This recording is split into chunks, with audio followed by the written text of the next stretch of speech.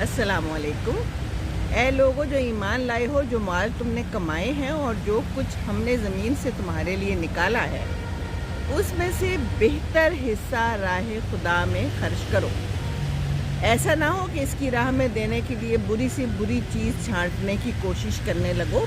हालांकि वही चीज़ अगर तुम्हें कोई शख्स दे तो तुम हरगिज़ इसे लेना गवारा ना करोगे। तुम्हें जान लेना चाहिए कि अल्लाह बेनियाज है और बेहतरीन सिफात है उसकी।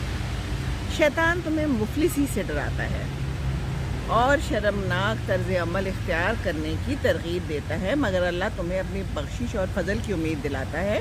अल्लाह बड़ा फराग दस्त और दाना है, जिसको चाहे हिकमत अता करता है और जिसको हिकमत मिली उसे हकीकत में बड़ी दौलत मिल गई। इन बातों से सिर्फ वही लोग सबक सीखते हैं जो दानिशमंद हैं।